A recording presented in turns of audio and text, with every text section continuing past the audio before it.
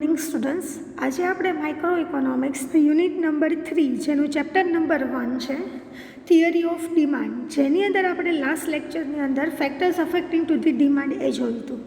આજે આપણે જોશું the law of the demand એટલે કે માંગનો નિયમ જોવાના છીએ. નાવ we are well aware about the interrelationship between the price level and the demand level. એટલે આપણે ખબર છે કે કિંમત અને માંગ વચ્ચે કેવો આંતરિક સંબંધ છે આપણે આગળ જોઈ ગયા છીએ અને તમને ખ્યાલ છે. Now it is a clear that the law of the price and the demand will increase એટલે કે જ્યારે ભાવ ઘટે છે, ઓછા હોય છે, ત્યારે એની ડિમાન્ડ માંગ કેવી થાય છે તો કે વધે છે. On the other hand high price the demand will decrease અને જો વધારે ભાવ હશે તો ડિમાન્ડ માંગ છે કેવી થાય છે, ડિક્રીઝ એટલે કે ઘટે છે. This is so because the relationship between the price and the demands are the inverse. તો કે આ શું કામે થાય છે તો કે કારણ કે the relationship between the price and the demand કિંમત અને માંગ વચ્ચે ઇનવર્સ એટલે કે વ્યસ્ત સંબંધ છે, એટલે કે એક વધે છે તો બીજો ઘટે છે ને એક ઘટે તો બીજો વધે છે. On that basis the law of demand is formulated અને એટલા માટે જ એના ઉપરથી માંગનો નિયમ આવ્યો છે. It states the human's behavior in the market. એ શું કરે છે તો કે માનવ વર્તણૂક માર્કેટની અંદર કેવું છે એ બતાવે છે. વેન પ્રાઇસ ફોલ, જો પ્રાઇસ ઘટે, the income of the consumer increase અને કોઈ પણ કન્ઝ્યુમર છે એની આવક વધે, and he demand the more units of the commodity, તો એ વધારે ને વધારે શું કરશે તો કે માંગ વધારશે. Similarly when the price increase, જો ભાવ વધે, his income does not buy the same quantity of the goods અને એની ઇન્કમ એટલી નથી કે એ ગુડ્સ છે એ શું કરી શકે તો કે સેમ ક્વોન્ટિટીથી એ પરચેસ કરી શકે. So to make the balance in the purchasing અને પોતાના પર્ચેસિંગ પાવર ઉપર બેલેન્સ કરશે, he has to reduce his demand, એની ડિમાન્ડ છે શું કરશે તો કે ઘટાડશે. Let us the examinations this law by producing the schedule and the diagram. હવે આ ડાયાગ્રામ દ્વારા આપણે શું કરશું તો કે આ લો છે એને સમજીએ. તો એના માટેનું નીચેનું એક્ઝામ્પલ આપેલું છે. પ્રાઇસ તો કે 5ની પ્રાઇસ હતી તો ડિમાન્ડ કેટલાની હતી તો કે 100 યુનિટ્સની હતી. જો કિંમત ઘટી ગઈ અને 4 થઈ તો ડિમાન્ડ વધી ગઈ, 100માંથી કેટલી ડિમાન્ડ થઈ ગઈ છે તો કે 200. એવી જ રીતે પ્રાઇસ ઘટીને 3 થઈ ગઈ તો ડિમાન્ડ વધીને કેટલી થઈ ગઈ છે 300. સેમ એ જ રીતે પ્રાઇસ ઘટીને અગેન 2 થઈ ગઈ છે તો ડિમાન્ડ વધીને 400 યુનિટ થયા છે. અને લાસ્ટ જો પ્રાઇસ 1 થઈ જશે તો ડિમાન્ડ છે કેટલા યુનિટ્સની થઈ જાય છે 500 યુનિટની. તો આ ટેબલ ઉપરથી આપણે જોઈ શકીએ છીએ જેમ જેમ પ્રાઇસ ઘટે છે એમ ડિમાન્ડ શું થાય છે તો કે વધે છે. હવે આ જે ટેબલને આપણે મેન્શન કરીએ તો આપણે જોઈએ છે તો કે એક્સ એક્સિસ પર શું બતાવ્યું છે તો કે નંબર ઓફ યુનિટ્સ અને વાય એક્સિસ ઉપર શું બતાવ્યું છે તો કે પ્રાઇસ. તો પ્રાઇસ શું છે 1 2 3 4 5 અને નંબર ઓફ ધી યુનિટ્સ 100થી લઈને કેટલા સુધી છે 500. તો આપણે જોયું તો આગળના ટેબલમાં તો કે જ્યારે 5 યુનિટ હતા તો પ્રાઇસ ડિમાન્ડ કેટલી હતી તો કે 100. તો 5 યુનિટની આપણે જોઈએ લાઈન તો પ્રાઇસ 5 છે ત્યારે ડિમાન્ડ કેટલી છે તો કે 100ની છે. તો જો ફર્સ્ટ લાઈન દોરેલી છે. નેક્સ્ટ છે તો કે પ્રાઇસ 4 યુનિટ થઈ ગયા તો ડિમાન્ડ વધીને કેટલી થઈ ગઈ 200 યુનિટ. નેક્સ્ટ પ્રાઇસ 3 યુનિટ હતા તો ડિમાન્ડ વધીને 300 યુનિટ થઈ ગયા છે. નેક્સ્ટ પ્રાઇસ 2 યુનિટ પ્રાઇસ 2 થઈ તો ડિમાન્ડ 400 યુનિટ થયા અને પ્રાઇસ 1 થઈ ગઈ તો ડિમાન્ડ 500 યુનિટ થયા. તો આ રીતે શું કરેલો છે એનો ગ્રાફ ડ્રો કરેલો છે અને દરેક પોઈન્ટ છે એને જોડી અને એક સીધી લીટી કરી છે જે ડી સુધીની છે. તો આ શું છે તો કે law of the demand. In the above diagram, the quantitative demand in a unit is indicated on the x-axis and the price of the commodities in the rupee are indicated on the y-axis. એટલે કે x-axis ઉપર demand દર્શાવી છે અને y-axis ઉપર શું દર્શાવેલું છે તો કે પ્રાઇસ દર્શાવેલી છે. આગળ કહે છે DD is the demand curve એટલે કે માંગનો કર્વ કયો છે તો કે ડીથી ડી સુધીનો છે એ માંગનો કર્વ છે કે જેમ જેમ પ્રાઇસ વધતી જાય છે પ્રાઇસ ઘટતી જાય એમ ડિમાન્ડ શું થાય છે વધતી જાય છે. At a different point of the piece of the relations between the price and the quantity of the demand are presented. Demand curve is a negative because the relationship between the price and the demand are the inverse. એટલે કે demand curve કેવો છે તો કે negative છે. તો કે શું કામે તો કે ઉપરથી નીચેની તરફ જાય છે એટલે કે ડિક્રીઝ ડિક્રીઝિંગ ઓર્ડરમાં છે. શું કામે? તો કે પ્રાઇસ અને ડિમાન્ડ, માંગ અને કિંમત વચ્ચે વ્યસ્ત સંબંધ છે એટલા માટે. The curve fall from the left to right, એટલે કે ડાબી બાજુથી જમણી બાજુ, સ્લોપિંગ ધી ડાઉન, નીચેની તરફ જાય છે. This is the function of the price, અને એ જ શું છે? પ્રાઇસનું ફંક્શન છે. Next, explanation of the law of demand. હવે લો ઓફ ડિમાન્ડ છે એનું આપણે એક્સપ્લેનેશન્સ કરીએ તો તમારે એક્ઝામમાં લો ઓફ ડિમાન્ડ પૂછાય તો તમારે આજે એક્ઝામ્પલ આપી, ડ્રાફ્ટ ડ્રો કરી અને આ સમજાવવાનો છે, અને ત્યારબાદ એનું એક્સપ્લેનેશન્સ પણ લખવાનું છે. As we know that the relationship between the price and the demand is a inverse, એટલે કે આપણે ખ્યાલ જ છે કે પ્રાઇસ અને ડિમાન્ડ વચ્ચે તો કે ઇન્વર્સ સંબંધ છે, વ્યસ્ત સંબંધ છે. That is why demand curve is a negative, sloping downwards left to right. એટલા માટે જ ડિમાન્ડ કર્વ છે નેગેટિવ છે, સ્લોપિંગ ડાઉનવર્ડ એટલે કે નીચેની તરફ જાય છે, ડાબી બાજુથી જમણી બાજુએ નીચેની તરફ જાય છે. વાય ઇટ હેપન્સ સો, શા માટે એ થાય છે? તો only answer is the relationship between the price and the demand, એટલે કે આ શું કામે થાય છે? તો કે પ્રાઇસ અને ડિમાન્ડ વચ્ચે તો કે રિલેશનશિપ કેવી છે? નેગેટિવ રિલેશનશિપ છે, એટલા માટે એ થાય છે. For that there are the some reasons, તેમ આના ઘણા બધી રીઝન્સ છે, કારણો છે. The first reason is there are the different types of the consumer, એટલે કે માર્કેટની અંદર અલગ અલગ પ્રકારના ગ્રાહકો છે. Some are from the high income group, some from the middle income group and some from the low income group, એટલે કે અમુક લોકો છે એની આવક વધારે છે, અમુકની મિડલ આવક છે, અને અમુક છે એની સાવ ઓછી આવક છે. In this same way some commodities for the higher class, some for the middle class and some for the lower class. એટલા માટે જ અમુક કોમોડિટીઝ છે હાયર ક્લાસ માટે હોય છે, અમુક કોમોડિટી મિડલ ક્લાસ લોકો માટે હોય છે, અને અમુક કોમોડિટીઝ છે લોઅર ક્લાસના લોકો માટે હોય છે. વેર ધ પ્રાઇસ ફોલ, જેમ પ્રાઇસ ઘટે છે, the people will lower class can now afford to buy it. જો પ્રાઇસ ઘટે તો લોઅર ક્લાસના જે પીપલ છે એ શું કરી શકે છે? એ ખરીદવા માટે સક્ષમ બની શકે છે. So the number of the consumer increases, તો અને તો જ શું થાય છે? ગ્રાહકો વધે છે. In other words demand increase, અને એના કારણે ડિમાન્ડ છે એ શું થાય છે? તો કે વધે છે.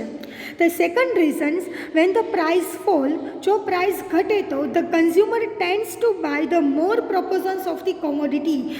જો પ્રાઇસ ઘટે તો ગ્રાહક છે વધારે ને વધારે એ પ્રપોઝન્સની અંદર એ કોમોડિટી પરચેસ કરશે, because they have now more capacity two purchase the extra commodities, એટલે કે અત્યારે એની પાસે વધારે કેપેસિટી છે આ વધારે એક્સ્ટ્રા કોમોડિટીઝ પરચેસ કરવા માટે. And they increase the demand in the market, અને એના કારણે માર્કેટની અંદર શું થાય છે? તો કે ડિમાન્ડ ઇન્ક્રીઝ થાય છે. Next, this event in the market are known as a substitutions effect and the income effect, એટલે કે આ ઇવેન્ટ આ જે ઘટના બને છે માર્કેટની અંદર એ કોના કારણે થાય છે? તો કે સબસ્ટિટ્યુશન્સ ઇમ્પેક્ટ, એટલે કે પૂરક અસરને કારણે અને આવકની અસરને કારણે થાય છે. When the price of the one commodities fall, કોઈ પણ એક કોમોડિટીના ભાવ ઘટે, and the price of the other substitutions commodity remain the constant, અને બીજી પૂરક વસ્તુઓ છે એના ભાવ સ્થિર રહે છે, the consumer will tempted to buy the more commodities, તો જેના ભાવ ઘટ્યા છે એમાં એક કન્ઝ્યુમર વધારે પરચેસ કરશે. Which has a lower price, અને કેમ કે એની પ્રાઇસ કેવી છે? તો કે ઓછી છે compare to the other substitutes commodities, કોઈ બીજી પૂરક વસ્તુ કરતાં. ફોર એક્ઝામ્પલ હું એમ કહું છું તો કે એક ટાટા ટી છે અને એક વાઘ બકરી ટી છે. જો વાઘ બકરી ટીના ભાવ ઘટી ગયા હશે તો કન્ઝ્યુમર છે ટાટા પરચેસ કરતા હતા એના કન્ઝ્યુમર પણ શું કરશે? વાઘ બકરી ટી જ પરચેસ કરશે. શું કામે? તો કે એના ભાવ ઘટી ગયા છે એટલા માટે. તો જેની પૂરક વસ્તુ છે એના ભાવ સ્થિર રહે છે, અને કોઈ એક વસ્તુના ભાવ ઘટે છે તો કન્ઝ્યુમર એ ડિમાન્ડ વધારે કરશે ને વધારે પરચેસ કરશે. As a result, the demand for the cheaper commodities will increase and the demand for the costly commodity will decrease. એટલા માટે કહી શકે કે જેની ડિમાન્ડ ચીપર કોમોડિટી જે સસ્તી હશે એની ડિમાન્ડ વધશે, and demand for the costly commodities છે વધારે પડતી ખર્ચાળ છે, વધારે પડતા ભાવ છે એની ડિમાન્ડ ઘટશે. This is called the substitutes effect, અને આને કહી શકાય છે પૂરક asar. For example, if the price of the banana fall and the price of the apple and the orange remain the constant, the demand of the banana will increase and the demand for the apples and the orange will decrease. Example આપણે લઈએ તો શું થશે? તો કે દાખલા તરીકે કેળાના ભાવ ઘટ્યા છે, એની સામે સફરજન અને ઓરેન્જ છે એના ભાવ એમનામ જ રહે છે, સ્થિર જ રહે છે, તો શું થશે તો કે લોકો વધારે પ્રિફર કરશે બનાના, કેળા પરચેસ કરશે તો કેળાની ડિમાન્ડ વધશે, જ્યારે એપલ અને ઓરેન્જની ડિમાન્ડ શું થશે, ઘટશે. The second effect is a income effect. બીજી અસર છે તો કે આવકની અસર. When the price fall naturally the consumer has to pay the less to buy the commodities. કેમ કે પ્રાઇસ ઘટે છે તો કન્ઝ્યુમરને ઓછા પે કરવા પડે છે કોમોડિટી પરચેસ કરવા માટે. He has now a spare money, તો એની પાસે વધારે પૈસા પડ્યા રહેશે to buy the more commodities, કે જે વધારે કોમોડિટીઝ શું કરશે, પરચેસ કરશે. In other words now the real income of the consumer increase. તો એના કારણે જો કન્ઝ્યુમરની રિયલ ઇન્કમ વધે છે, for example suppose the price of the apple is ₹100 kgs, if the price of the apple fall up to the 70 per kgs, the consumer has ₹30 extra to purchase the more apple. આપણે એને સમજીએ તો શું કરશું, દાખલા તરીકે પહેલાં સફરજન 100 કિલો હતા, હવે સફરજનના ભાવ ઘટીને ₹70 થઈ ગયા છે, તો 100માંથી 70 થઈ ગયા છે, તો હવે કોઈ કન્ઝ્યુમર 1 કિલો સફરજન પરચેસ કરશે તો એને ₹70 જ પે કરવા પડશે, તો એની પાસે વધારાના ₹30 શું છે તો કે એક્સ્ટ્રા પડ્યા રહેશે. In this way will demand more apples in the market. તો એટલે એ ₹30 વધારે સફરજન પરચેસ કરી શકે છે, કે જેના કારણે એપલની માર્કેટમાં ડિમાન્ડ શું થાય છે તો કે વધે છે. Due to increase in the real income of the કન્ઝ્યુમરની જેમ આવક વધે છે, the demand change positively on the higher stage, કે જેના કારણે એની માંગ પણ શું થાય છે તો કે વધે છે. નેક્સ્ટ છે તો કે assumptions of the law of demand. હવે આ તમારા સિલેબસમાં નથી, પરંતુ લો ઓફ ડિમાન્ડ છે એની લેન્થ વધારવા માટે તમારે એક્ઝામની અંદર assumptions of the law of demand પણ તમારે લખવાની થશે. So according to the law of demand, if the other things remain the constants, બીજી બધી વસ્તુઓ સ્થિર રહે, the relationship between the price and the demand are the inverse. એટલે કે પ્રાઇસ, કિંમત અને માંગ વચ્ચે વ્યસ્ત સંબંધ છે. Here the words if the other things remain the constants, બીજી બધી વસ્તુઓ સ્થિર રહે, આર વેરી મચ ઇમ્પોર્ટન્ટ, એ ખૂબ જ મહત્ત્વનું છે. The law of demand is a conditional statement, એક શરત ઉપર આધારિત સ્ટેટમેન્ટ છે. So the law can be true, તો અને તો જ આ નિયમ શું થાય છે તો કે સાચો પડે છે. If the conditions are maintain, જો એની શરતો મેન્ટેન કરવામાં આવે, the conditions are the assumptions, અને એ જ કન્ડિશન શું છે, આપણી ધારણાઓ છે, of the law. Let us have to look on them. તો આપણે એને સ્ટાર્ટ કરીએ. તો ફર્સ્ટ અઝમ્પશન શું છે, consumer income must remain the constant. ગ્રાહકની આવક છે શું છે તો કે સ્થિર છે, કોન્સ્ટન્ટ છે. With the increase in the price, if the income also increase, the law of can not be true, because increase the income is increase the purchasing power of the consumer. એટલે કે જેમ જેમ ભાવ વધે છે, જો income increase થતી હોય તો એના કારણે તો કે એની ડિમાન્ડમાં કંઈ ફેર પડતો નથી. એટલા માટે income increase, the purchasing power also B increase. જો આવક વધી જાય તો એનો પર્ચેસિંગ પાવર પણ શું થાય છે, વધે છે. So they can adjust increasing price. તો પ્રાઇઝમાં ઇન્ક્રીઝિંગ કરવા માટે, પ્રાઇઝમાં ઇન્ક્રીઝિંગ થાય તો એડજસ્ટ કરી શકે એમ છે with their demand, and so there will not a reactions on the demand, કે જેના કારણે ડિમાન્ડનું કંઈ રિએક્શન થતું નથી. એટલા માટે કોઈ પણ કન્ઝ્યુમરની આવક શું થવી જોઈએ, સ્થિર થવી જોઈએ. Today we feel the price rising in the market, in spite of that the demand of the commodities does not decrease. એટલે કે કોમોડિટીઝની ડિમાન્ડ છે એ ડિક્રીઝ થવી જોઈએ નહીં. Y the income of the people also increase with the increasing the price. શું કામ? તો કે લોકોની આવક પણ વધે છે, જેમ જેમ એના પ્રાઇઝમાં ચેન્જીસ આવે છે એમ પ્રાઇસ વધે છે એમ. એટલા માટે કન્ઝ્યુમરની ઇન્કમ કેવી હોવી જોઈએ, કોન્સ્ટન્ટ હોવી જોઈએ, કે જેના કારણે જેમ પ્રાઇસ વધે છે તો એની અસર ડિમાન્ડ કર પર થવી જોઈએ.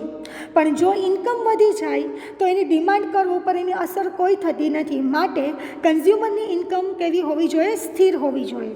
Second one, consumer taste and the preference must remain the constant. એટલે કન્ઝ્યુમરનો ટેસ્ટ, એની પ્રેફરન્સીસ એટલે કે એની પ્રાયોગિકતા શું છે, એ મહત્ત્વ શું છે, દરેક વસ્તુ સ્થિર હોવું જોઈએ. This is also effective factor of the demand. એ ડિમાન્ડ માટે પણ એક અસરકારક ફેક્ટર છે. If the consumer taste and the preference change, even if the price fall, એટલે કે પ્રાઇસ ઘટે છે તેમ છતાં પણ એનો ટેસ્ટ અને પ્રેફરન્સ ચેન્જ થાય, will not make the demand for the certain commodities, તો કોઈ એક સર્ટેન કોમોડિટીઝ માટે ડિમાન્ડ કરતા નથી. The roll operated cameras are being out of the date in the digital age, એટલે કે રોલ દ્વારા જે કેમેરાનો યુઝ થતો હતો એ અત્યારે કેવો થઈ ગયો છે કે આઉટ ઓફ ડેટ થઈ ગયો છે ડિજિટલ એજમાંથી. તો એ રીતે કન્ઝ્યુમરની ટેસ્ટ અને એનું પ્રેફરન્સ છે ક્યારેય ચેન્જ થવું જોઈએ નહીં. Third one, the number of the consumer must remain the constant, એટલે કે ગ્રાહકો છે એની સંખ્યા છે એ કેવી હોવી જોઈએ, સ્થિર હોવી જોઈએ. If the growth of the population is the rapid, કેમ કે વસ્તી વૃદ્ધિ દર ખૂબ વધારે પડતો વધતો જાય છે, the demand will increase at any price in the market, એટલે કે કોઈ પણ પ્રાઇસ હશે માર્કેટની અંદર તેમ છતાં પણ એની ડિમાન્ડ શું થાય છે તો કે વધતી જાય છે. તો કેમ સકમે તો કે પોપ્યુલેશન વધે છે એટલા માટે. The price of the primary goods like the food grains, એટલે કે અનાજના દાણા, મિલ્ક એટલે કે દૂધ, વેજીટેબલ્સ, શાકભાજી etcetera have increase but the demand for them do not decrease, તો કે આ દરેકના ભાવ વધતા જાય છે પણ તેમ છતાં એની ડિમાન્ડ ઘટતી નથી. શું કામે? Because of heavy growth of the populations, વસ્તી વૃદ્ધિ દર વધતો જાય છે એટલા માટે. તો એટલા માટે નંબર ઓફ ધી કન્ઝ્યુમર્સ છે કેવા હોવા જોઈએ, કોન્સ્ટન્ટ એટલે કે સ્થિર હોવા જોઈએ. Fourth one, the price of the related good must remain the constant, એટલે કે જે પણ ગુડ્સ છે એના રિલેટેડ કોઈ પૂરક વસ્તુ છે એના ભાવ પણ કોન્સ્ટન્ટ હોવા જોઈએ. If the price of the certain commodities increase, the price of the related goods remains the constant, એટલે કે કોઈ પણ એક પ્રાઇસ છે એના ભાવ વધે છે અને બીજી જ એના રિલેટેડ કોમોડિટીઝ છે એના ભાવ કોન્સ્ટન્ટ રહે છે, the result will be that the consumer will turn to substitutes goods, તો કન્ઝ્યુમર શું કરશે તો કે સબસ્ટિટ્યુટ્સ ગુડ્સ, પૂરક વસ્તુ છે એને ખરીદવામાં ટર્ન થઈ જશે. Because their price are constant, શું કામે તો કે એની ભાવ છે સ્થિર છે. The demand of the increase priced commodities will decrease, તો ડિમાન્ડ છે કેવી થાય છે, ઘટી જાય છે. This is the substitutes effect, એ ખરેખર શું છે તો કે પૂરક વસ્તુની અસર છે. The condition is that the price of the related good must be remain constant, એટલે કે બીજી જે વસ્તુઓ છે પૂરક વસ્તુ છે એના ભાવ કોન્સ્ટન્ટ હોય અને કોઈ એક કોમોડિટીઝ છે એના ભાવ ઘટે તો શું થાય છે, એની માંગ વધે છે. એટલા માટે રિલેટેડ ગુડ્સ છે એના ભાવ મસ્ટ રિમેન ધી કોન્સ્ટન્ટ, એ હંમેશા સ્થિર હોવા જોઈએ. Next, there must be no expectations about the future change in the price in the same directions, એટલે કે આ ડિરેક્શન્સની અંદર ફ્યુચરની અંદર તમે એવું એક્સપેક્ટેશન્સ ન કરી શકો કે એના પ્રાઇઝીસમાં ચેન્જીસ આવી શકે. If the consumer expect that in the future the price will increase more and more then at a present price will increase, એટલે કે ફ્યુચરની અંદર ભાવ વધવાના છે એવું એક્સપેક્ટેશન્સ કરીને અનુમાન લગાવીને અત્યારે પ્રેઝન્ટની અંદર વધારે ને વધારે ડિમાન્ડ કરે તો જો ડિમાન્ડ વધી જશે તો એની પ્રાઇસ પણ શું થઈ જશે, ઇન્ક્રીઝ થઈ જશે. This expectations will inspire him to increase the demand, અને એના કારણે છે ડિમાન્ડ પણ શું થાય છે, વધવાના ચાન્સીસ રહે છે. Even if the price are increase, ભલે પ્રાઇઝની અંદર વધારો થયો હોય at a present. For example, the price of the wheat increase from ₹25 to 30 and the consumer make expect to increase up to the 40 to 45, એટલે કે ઘઉંના ભાવ છે 25 થી 30 સુધીમાં એ શું થયા છે, ઇન્ક્રીઝ થયા છે, 25માંથી 30 થયા છે. હવે કન્ઝ્યુમર એવું એક્સપેક્ટ કરે છે કે ફ્યુચરની અંદર તો કે એના ભાવ 40 થી 45 થઈ જશે તો he will make more demand for the wheat at a present. તો અત્યારે ભલે ભાવ વધ્યા છે 25માંથી 30 ભલે થયા હોય ભાવ, તેમ છતાં પણ એ શું કરશે તો કે અત્યારે ડિમાન્ડ છે ઘઉંના ભાવની વધારશે, ડિમાન્ડ વધારે, એના કારણે ડિમાન્ડ વધે છે, એના કારણે ઘઉંનો ભાવ 25માંથી કેટલો થઈ જાય છે તો કે 30 થઈ જાય છે. તો એટલા માટે ફ્યુચરનું એક્સપેક્ટેશન્સ પણ હોવું જોઈએ નહીં. So this is the assumptions of the law of demand, કે જેની અંદર શું હતું, consumer income must remain the constant. Second one, consumer taste and the preference must remain the constant. Third one, number of the consumer must remain the constant. Fourth one, price of the related good must remain the constant. And fifth one, there must be no expectations about the further change in the price in the same direction. So this is the assumptions of the law of demand. Next topic તમારો છે expectations of the law of demand. Law of demand માટે તમારી expectation શું હોવી જોઈએ, exception શું હોવા જોઈએ. એક્સેપ્શન્સનો મતલબ શું થાય છે તો કે એ વસ્તુ તમારે લો ઓફ ડિમાન્ડ માટે કન્સિડર નથી કરવાની. એવી કઈ વસ્તુઓ છે કે જેને લો ઓફ ડિમાન્ડ લાગુ નથી પડતો. તો law of demand are the certain exceptions are, જેના નીચે મુજબના એક્સેપ્શન્સ છે. It can not be always the applicable for the all time and all situations. દરેક સમયે અને દરેક સિચ્યુએશન માં એ વસ્તુ પર એપ્લિકેબલ થતો નથી. There are some points where this law fails to operate, કે જેના કારણે એને ઓપરેટ કરવા માટે આ લો શું થયો છે, ફેલ ગયો છે. There are the following things, જેની અંદર કઈ વસ્તુ આવે છે. First, article of the prestige value. એવા આર્ટિકલ્સ કે જેની વેલ્યુ ખૂબ વધારે છે અને એની વેલ્યુ જ એ પર્સન્સ માટે ખૂબ વધારે હોય તો એવા આર્ટિકલ્સમાં ગમે એટલો પ્રાઇસ વધે છે પણ એની ડિમાન્ડ ઘટતી નથી. Sometimes people spend on a certain goods to maintain there Prestige in the society. Prestige એટલે કે શાખા, એટલે કે અમુક લોકો એવા હોય છે કે જે સ્પેન્ડ કરે છે મની, પોતાના પૈસા ખર્ચે છે એવા ગુડ્સ પાછળ, એને મેન્ટેન કરે છે કે એના કારણે એની સમાજની અંદર એની શાખા છે શું થઈ તો કે વધે છે. They do not care, એને કોઈ કેર નથી ઇફ ધ પ્રાઇસ ઇન્ક્રીઝ, ભલે ને ભાવ વધે. And at the same time their demand for the goods never decrease, અને એની ડિમાન્ડ છે, એની માંગ છે ક્યારેય ઘટતી નથી. For example, if the price of the golden chain or raising the ring increase, they will not reduce their demand because they are the articles of the prestige value. દાખલા તરીકે આપણે એમ કહીએ કે સોનાનો ચેન અથવા તો કોઈ રિંગ છે એનો ભાવ વધે છે, ગોલ્ડના ભાવ વધ્યા છે, તેમ છતાં પણ એ શું કરે છે, વધારે ને વધારે ડિમાન્ડ કરે છે, પણ એની ડિમાન્ડમાં ક્યારેય ઘટાડો થતો નથી. શું કામે તો કે એ આર્ટિકલને કારણે, એ વસ્તુને કારણે એની પ્રેસ્ટીજ સમાજની અંદર શું થાય છે તો કે વધે છે. The doctor must have a car, doctor પાસે કાર હોય છે. It has a prestige value, એની શું છે તો કે પ્રેસ્ટીજ વેલ્યુ છે. If the price of the car increase, ભલે કારના ભાવ વધે છે તેમ છતાં પણ ડૉક્ટરે પરચેસ કરશે. He will not stop his demand for the car, એ ડિમાન્ડ, એની કાર માટેની ડિમાન્ડમાં ક્યારેય સ્ટોપ રોકાશે નહીં.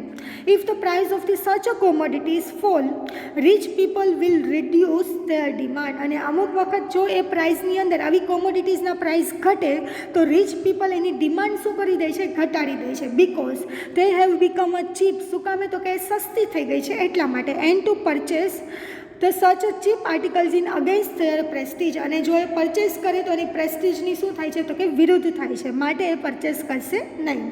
સો ફર્સ્ટ એક્સેપ્શન શું છે તો કે articles of the prestige value, પોતાની શાખા વધારવા માટે એવા આર્ટિકલ્સનો જ યુઝ કરશે કે જેના પ્રાઇસ વધ્યા હોય એ. Second one, inferior articles. Inferior means કે ચીપ અથવા તો સસ્તી વસ્તુઓ છે, તો એવી વસ્તુઓ, this articles are known as a Giffen goods, એને શું કહી શકાય છે આપણે, ગિફન ગુડ્સ એટલે કે સસ્તા માલ કહી શકાય છે.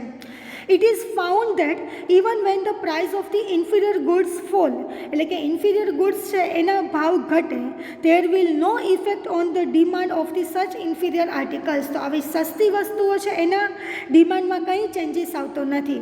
It may be possible the perhaps that the demand of such a goods may decrease instead of the increase, એટલે કે આવી આર્ટિકલ્સ પાછળ તો કે ડિમાન્ડ, ભાવ ઘટવાને કારણે એની ડિમાન્ડ વધવાની કે ઘટવાની કોઈ આશા રહેતી નથી, અસર પહોંચતી નથી. હાઉ ઇટ્સ હેપન, કઈ રીતે થાય છે. To understand the reason take this example, તો આના માટે આપણે એક્ઝામ્પલ સમજીએ તો the price of the inferior goods like the jowars and the kodra falls, એટલે કે જોવર અને કોડરાસ છે તો એના ભાવ ઘટે છે, તો consumer income increase by that, તો એની ઇન્કમ શું થાય છે તો કે વધે છે.